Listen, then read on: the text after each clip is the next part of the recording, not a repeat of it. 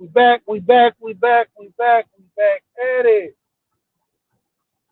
This ain't gonna be too long winded for y'all. Shout out to AP. Absalom Bianca TV, APTV. He says, I'm not here for a long time.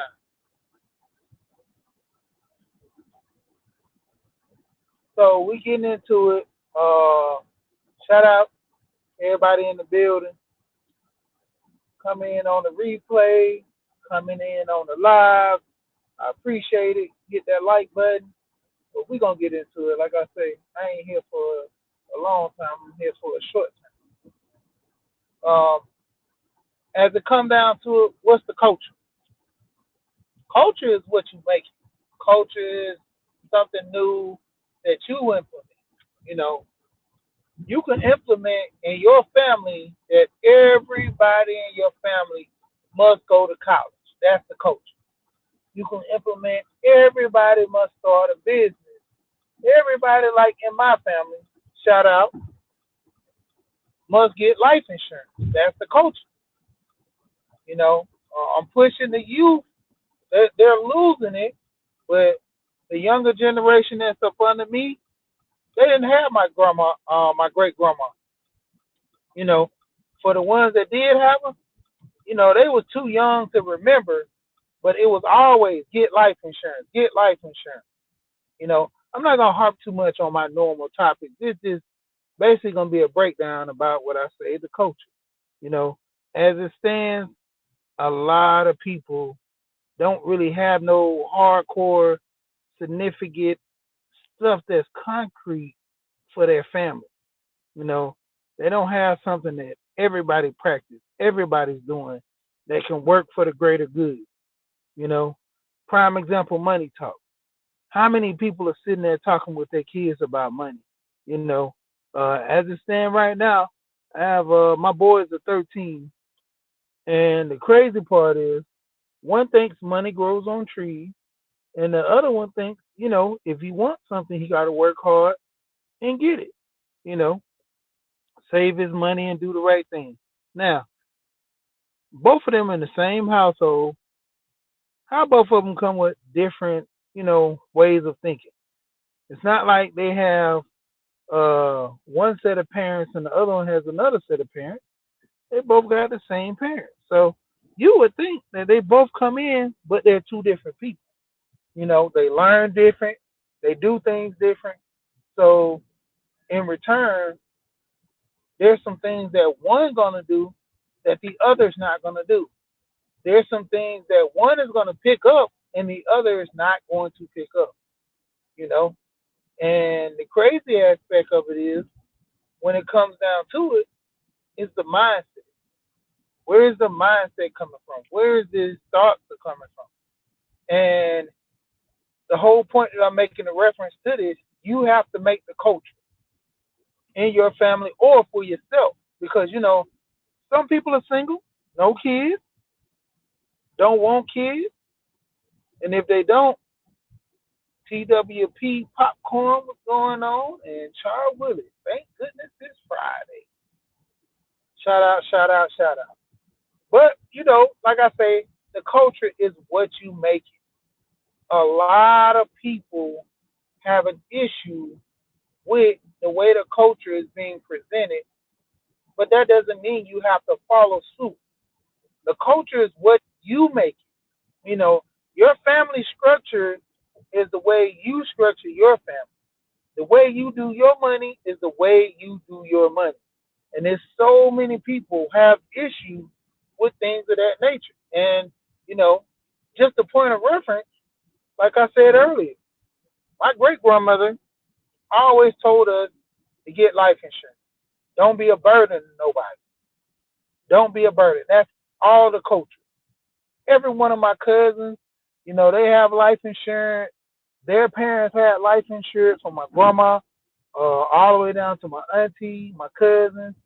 I think my uncle ended up having his insurance lapse, and his daughter paid for the whole thing out of her pocket because she was his caretaker and she wasn't properly doing her due diligence as far as the paperwork wise. So she felt responsible for, paying for the life insurance. Jake, we in the house, out in the bushes. I see you. I see you. I see you. Get out the bushes.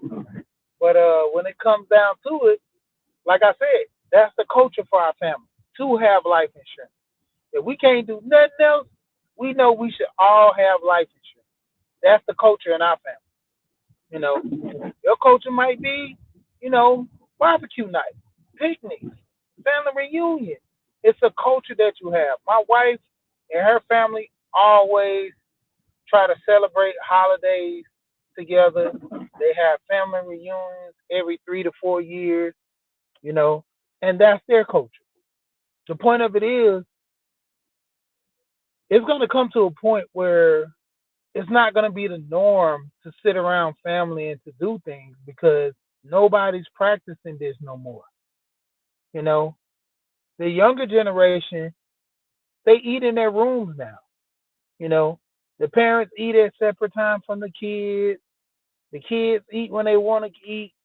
Whatever happened to the old days to where you can just sit down at the table, everybody sit there and, talk about the day, talk about things, whether it be school or work or, you know, just sitting there, having a nice time with each other versus everybody on their phone. This is one of the things I implemented in my household that while we're at the dinner table or at a restaurant or whatever, nobody's on their phone. Everybody has to put their phones down and we all sit as a family, talk with each other, and that's it.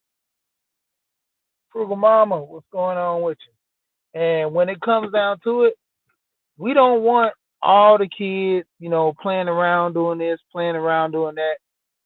Everybody has to be mindful. You know, if there's some kids out of line, hey, you get in line.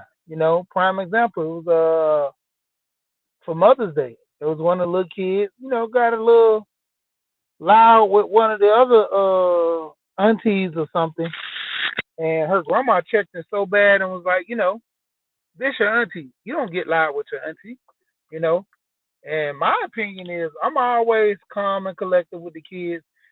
I think that whoopings are a major part that, it kind of deters kids from doing things to a degree when they're younger.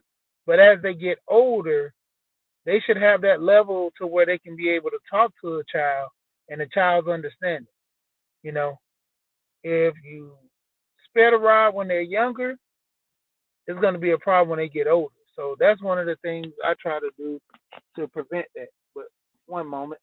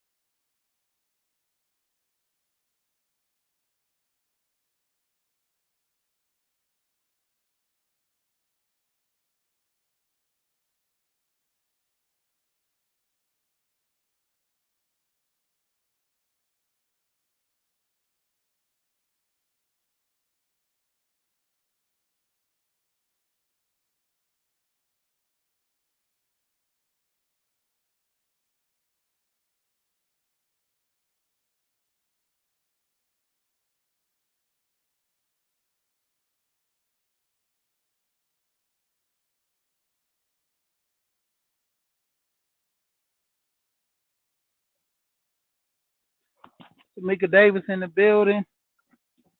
What's going on, everybody? Sorry about that. Had a call, then another call came in. And so, you know how these people early in the morning, they want to talk you to death. I tell them I'm on the live. They say, okay. Well, let me just give you a minute real quick. Young Ria's in the building. What's going on with you as well?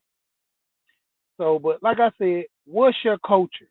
You have to start something in your family that can be traditionally led to the next generation or keep something that's going. You know, prime example, everybody has their family ways of doing things.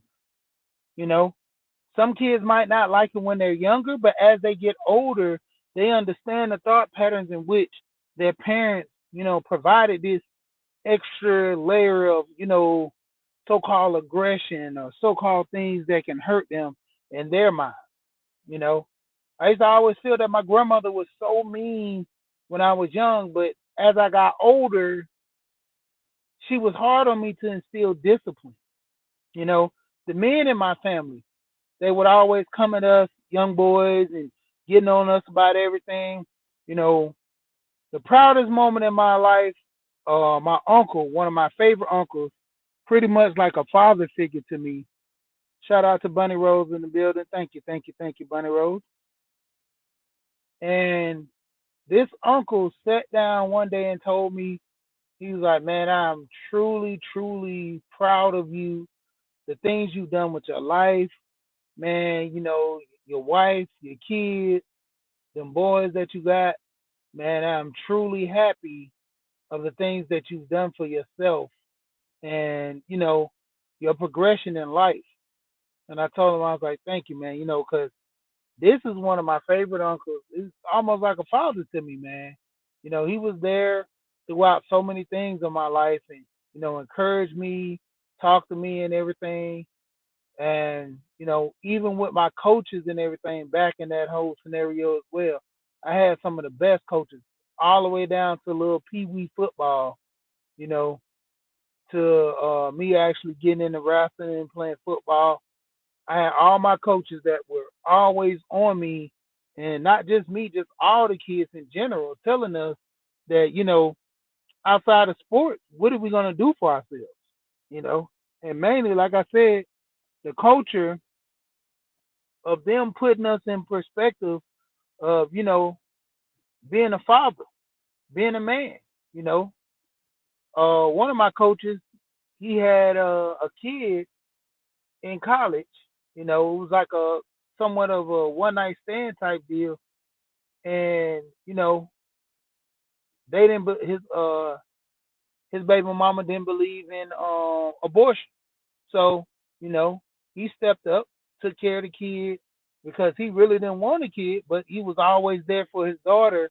And, he gave her a lot of love, even though the thing of it was, you know, it wasn't like the baby was playing, but at the same time, more as alarms, as he got older, he started doing more for the child and started letting the child know because as he got older, he knew the significance of a father, and just saying the least, college, 19, 20 years old, you're just introducing to life. I mean, 18, you do a lot, drinking, smoking, whatever, but it's to a point when you set that tone and change your mindset, that's when you become a better person. And in that instant, when he had that kid, it didn't really click on him until the child started getting older and he knew that he needed to do more in her life than just, pay the child support and drop off gifts and stuff like that because his mother was so, into the child's life, you know. And then you got to understand him being a man and growing up, he didn't have his father in his life, but as time permitted, you know, he ended up, understanding what it was to be a man. It was only right for him when he had a child, wanting or not, but to implement something that can help that child grow up and feel that they're needed and wanted. So that was one thing that he implemented a culture, into his life is being there for his child. Something simple as that could make, great, great, great things for a child later on in life. So a lot of times we neglect these things until, we actually understand like what depth or what greatness is this doing for the child, you know? And that's the thing. When it comes down to it, just having an understanding that something that you're picking or something that you're doing for the next generation or for right now that can influence, Same thing with me with doing this. These are videos that my sons will be able to look at as they get older and start to say, man, dad wasn't really just pushing and getting on us about this. He was talking to the masses, the people that listen to him about saving money, about life insurance. He always talked about our great grandma, which we never met, that talked about life insurance. Matter of fact, that is not even their great grandmother because they met that's their great great grandmother. You know, like me, that's like my granny. That my granny was my great grandmother. So yeah, that was my granny. I always call my great grandmother my granny because my grandmother she raised me, and just like my boys, they have their great grandmother on their mother's side, and their great grandmother on their mother's side, she loved them so much. She loved all her kids, but everybody has their favorite. I don't think my kids might be my great grandmother's favorite, but I know her granddaughter, which is my wife, is her favorite. Out of all the kids, and she said that at one birthday party that she had, and all the grandkids were so mad, and up to that point, all those kids started doing so much more for her to be the favorite, but it was already chosen. But at the same time, like I saying, what's your culture? Are you teaching your kids something that can influence them to be better in life? Are you implementing things for yourself as a culture to be better for your life? That's the biggest thing, you know. Conscious, what's going on, man? And like, what's the culture that you putting for your life for the next generation or just for yourself?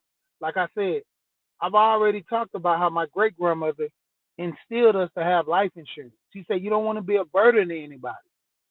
So I took that for what it's worth, and I taught that to my kids. I told them, I'm gonna buy your life insurance like your grandmother did, like your great grandmother did, and so forth.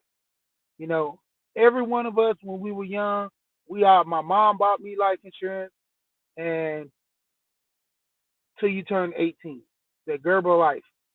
But the point of it is, I took a step further than that, and instead of spending pennies, I spent a little more dollars, and I was able to get a IUL for my twins. I want them to at least by the time they get in their 40s, they'll have some money in there. You know, that's something that they can look forward to taking out. And depending on how you structure that IUL, when you get a child, when you get a child an IUL when they're younger, don't you know by the time they turn in their 40s or 50s, they can start getting paid off that IUL? And that's the thing, it's a structure on how you do things. Learn the business. This is not something I learned overnight. This is things that I've been learning over time. Prime example, like I said, the culture is me learning more. Cause I always tell my wife I'm behind the eight ball. My grandmother, no shame against her, but she pretty much liked to work. She liked to work. She liked to deal with people. She was happy to do her job. But my aunt taught her kids management and business. Go in business for yourself. Do things for yourself. Shout out Dr. Mark in the building. Flawless. And with my aunt, her thing was, she went to school for business management. She went to school for communication, technical college. She didn't go to a 4 year. Coming out of the country, came up to Atlanta. She went to a small vocational college, and she went and studied in those, got her associates within those 2 years. She could have went to basically a bigger college, but she stayed at that community college, got enough information that she needs to take it to the next level to get a job, and then started her own. She had her own corner store. My uncle worked for what was it, Mead, Med, I think it was Med, the paper company, and they were the ones I think that made the Trapper Keepers and all that other stuff. I think they had a part in the Five Star series for like school. Basically, they made a lot of school supplies. But not only did he work there, he also did pest control. So he sprayed for pest control. He did, termite. He worked, did what was the other one? Pest, termites, rat, all the little things as far as pests from squirrels and all that stuff. And the thing of it was back in that time, back during the '70s and stuff, and the '80s, you couldn't move around like that through certain cities. And by him, a pest control guy, you know, days that he had to get off of work and then go do his job. Never forget seeking what's going on. Never forget my uncle had the flyer and one of my cousins showed it to me. He was like, pest control man, will travel, have guns. So basically he's letting people know that if you got cash, I'll take your cash, but at the same time, don't try nothing. And then two, the people who's reading it, who were kind of racist back then, they understood that if we mess with this guy or try to get over him, this guy has a gun. So you automatically know, he's letting people know. Because back at that time, it was kind of rough. Ebo in the building, what's going on, brother? Hey, man, it wasn't funny, but I was dying laughing at that video about you dropping off that stuff to the Disney brand. I was like, that's wild, man. But life we live in right now. But at the same time, like I said, the culture, man, is what you make for your family, what you make for yourself.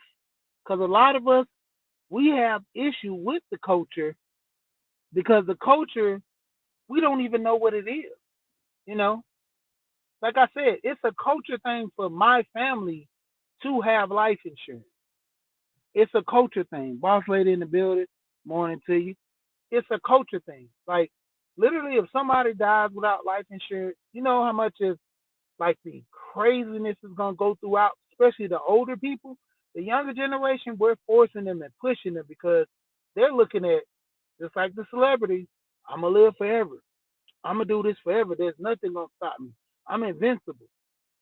But it comes to a point where you really have to sit down and settle and say, man, is this thing really worth it? A lot of people that I talk to outside of my family, they say, well, let me run the numbers. One of my friends, and this is one of my good friends, it's one of my business partners as well.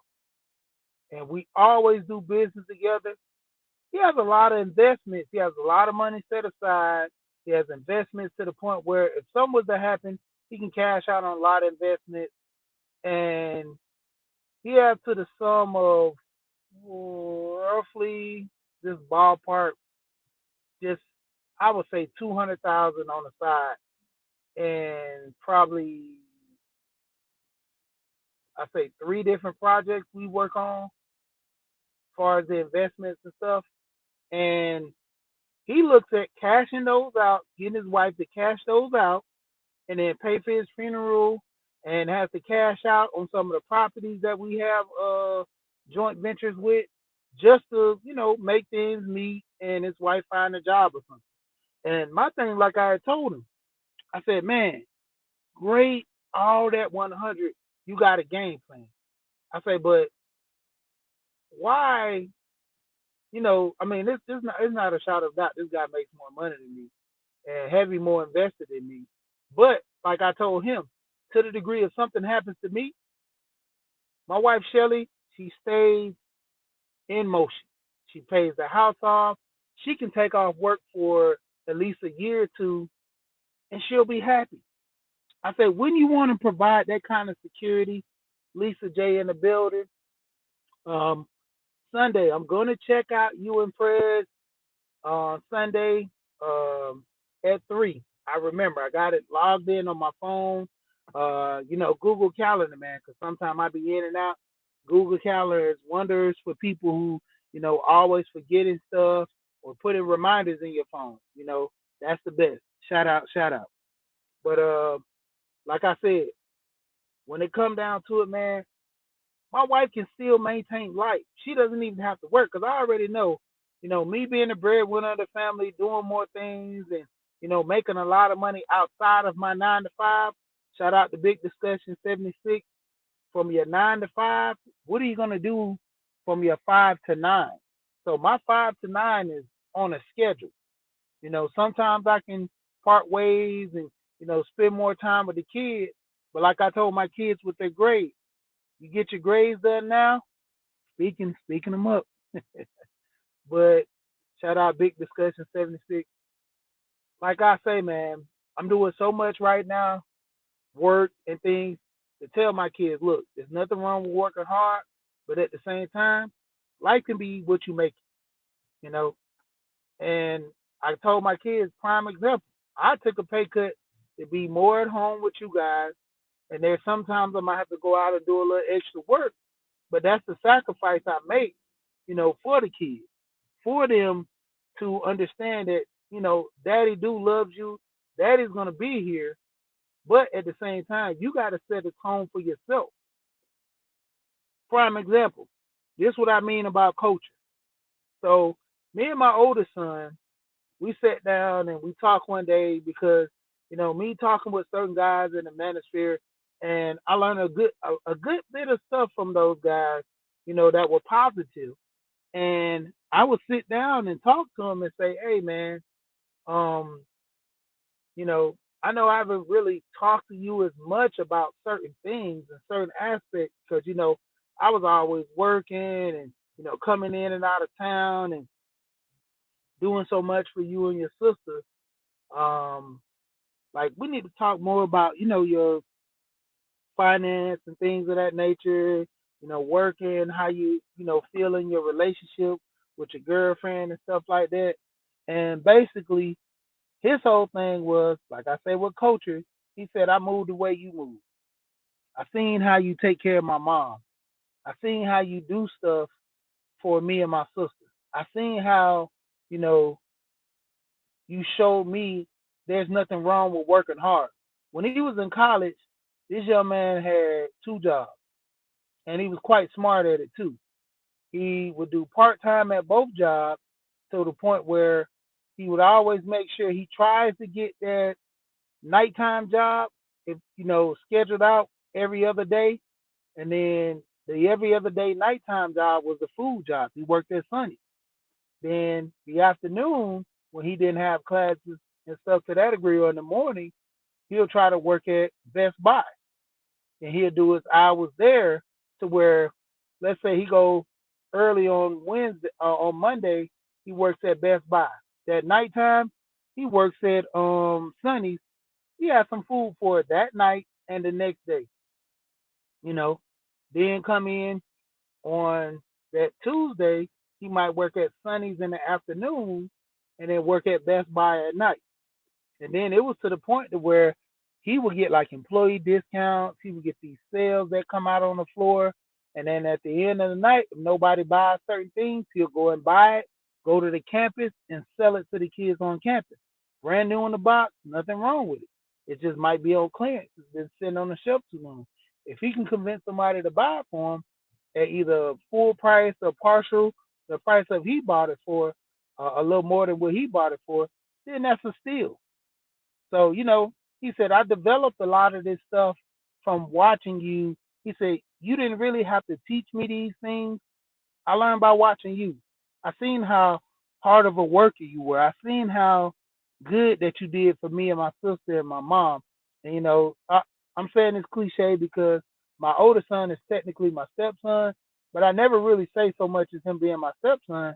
I just call him my son. You know, I raised him ever since he was probably 4 years old. You know, even with the on the spot, blowing, where you been? You've been hiding in the bushes. Um, Even to the point of my son, me and him having our conversation, it was always like he never really knew his father because at the age of 4, I was always there, you know. So he never really knew his father like that. Never got a you know, a real close being with his father. So pretty much it's like all he knows is me. And at the same time, the thing of it was us having that communication. We always told him, "Hey man, there's nothing wrong with working hard. There's nothing wrong with being a provider, doing things for your family, and getting the ball rolling." So he took that, to the point of, "Hey, I'm gonna do better for myself.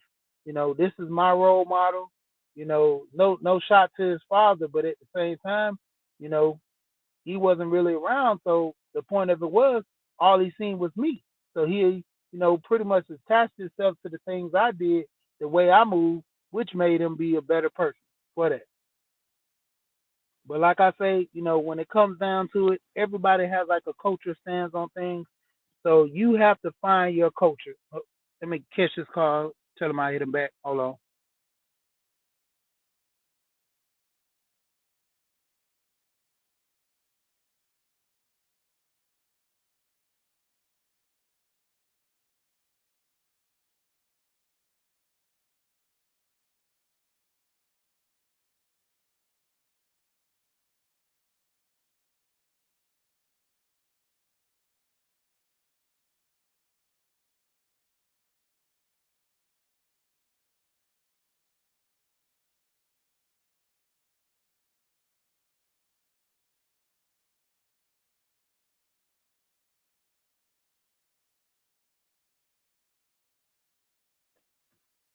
But like I say in detail, you got to start a new tradition. You literally got to find your culture. You literally got to put yourself into place. Like I said, if you're married, if you're single, you got to start something for you, because you can spread this to others, but it starts with you. Shout out to the 9 laws of self-government. Gold professor, discipline. Law number one, discipline. Law number two, protection. Law number three, applied selfishness. Sometimes you truly have to think about yourself. Sometimes you truly have to think about yourself. And, that's the whole thing when they're dealing with money. That's why I'm so much on my kids now about money. Because, like I said earlier, I have twins, 13. One, he thinks that money grows on trees. He doesn't really have the understanding the value of money, because his whole thing is he see it, he want it. Same household now. And then you have the other twin who says, if I want something, I'm gonna go and get it. If I'm gonna do something, so many things are gonna be in play for my life. I have to save for it. He wants a gaming computer. He has one right now, but he sees that the desktop is more viable to add a better processor, more speed, all those things. When it comes down to it, he's saving for it. All the time I'm giving him money, he shows me his Cash App. He says, "Look, I'm saving this money on my Cash App." Cash App has a savings now because they're 13. They're able to get their own Cash App card. So I send them money on Cash App. Their mother sends them money on Cash App. I tell them, if you don't do your chores, you don't get an allowance. Sending them, I think, I was like, $10 is a lot of money. For me and my wife, that's $80. Within a month's time. Me at 13 with $80, I already know what I would have did with it. Even with just $20 a week, I know what I probably would have did with that 20. It wouldn't have been good, but you know, I knew ways of flipping that money and keep flipping that money. But like I say, when it come down to it, different generation, different time, and I just told my wife, just the point of giving them the money and seeing how they use the money and doing it, it was okay for me then, because you know the influence in school. Kids do different things and all that. I always have to be mindful of this generation, of their attitude, their mindset. Compared to our generation, we were a whole lot different. We were doing a lot more crazy things. My kids are more subtle, and my brother always mess with me. Say, "Man, them boys, I like them, man, because they cool. They lame, you know." And I always laugh and I tell them, I say, man, that's what I like. Lame is good. You know, uh, the point of it is, like I keep saying, I'm about to get ready to jump off of here. Find your culture. What is your culture? Are you doing things for yourself to start a new culture for you? Like I said, my great grandmother, she implemented everybody having life insurance, not being a burden to nobody. I stick with that culture from her. My culture is teaching my kids money at a young age. You know, I tell my wife all the time, I can't wait to have grandkids. They're gonna be the most spoiled grandkids ever. Like I literally spoil my boys to a degree, but those kids are gonna be even more spoiled. You know, it was always to the point. My friend he told me about this, and I implemented it to my kids when they were young. I used to take them to a dollar store, give them like $10, $15, let them go crazy. They buying so many toys that just $1 a piece, and they always look at it how daddy loves me. He buy me all these toys. I implemented that as they got older to where if they didn't start making good grades, they can't do that every weekend. And those $10, $15, you know, set them on a track to actually making good grades and doing better for themselves. Because it shows the reward for all their hard work. I can't do that now. These kids are up to the age of 13. They want $900 shoes. One of my sons came to me and asked me for a pair of Gucci shoes. I said, son, I don't even wear Gucci shoes myself. So why would I even buy you a pair of Gucci shoes? But that's the thing, that influence that a lot of these people are pushing on these kids, that you have to get this stuff. You have to look this way. So, needless to say, a lot of them, they losing out on life because they're more or less trying to follow the herd. As far as my other son, he says, Dad, I trust your judgment on the clothes and shoes you get me because I'm not into fashion like that. I'm more or less into, gaming and trying to make money. That's his thing. He wants to make money. He wants to play games. And I told him, I said, well, you do your gaming, just keep recording it and then make money. I showed him how to use StreamYard. I bought him a mixer so he can edit. I actually gave my old one away. This one is a lot better. I forgot what kind of mixer it is. But basically, just teaching him the basics. That's the only thing we can do with our kids. Teach them things. Only thing we can do with ourselves is learn things and take ourselves to the next level. You know, shout out to everybody in the building. The only thing we can do better for our lives is get better. Implement a change. A lot of times, the crazy part is, when are you gonna do better for yourself? We have the talk, we do this and do that, but implementing the change for your life as being better, doing better, that sets a goal. You know, most people don't understand. Doing better for your life, it comes at what? A disadvantage? It don't. You know, doing the right thing and doing a lot of stuff that implements change, what is that doing for your life? Good or bad? So you have to understand the things that you're doing now, it sets the tone for when you get older. That's the main reason why I talk about money so much. Like I said, this one older guy, he looked at Social Security being his way to get out of the rat race with work. He looked at, his pension that he had from his job. These are the same guy. Had a pension. He was looking at Social Security. He was looking at all this stuff that when he get older, he's gonna retire. He has all this money. This guy makes about $4,700 between him and his wife. He makes 35. His wife makes 12. Don't you know at making 35 and 12, this guy sees that he's not gonna be able to retire. He's done went back to work, doing a small job. I think he's 68, but he having all these health issues. He's back and forth to the hospital. So it's like he wants to work, he wants to make more money and do things for him and his wife and not depend on the kids. But at the same time, it's so many things going on. Needless to say, you find the culture for yourself. Find things that you can hold to be better for you and but for better for your kids. Just overall, you start a trend. You start something for you. That's the culture. And with that being said, shout out to everybody in the building. You know what I always say when I jump off the hill? We here and we gone. Peace.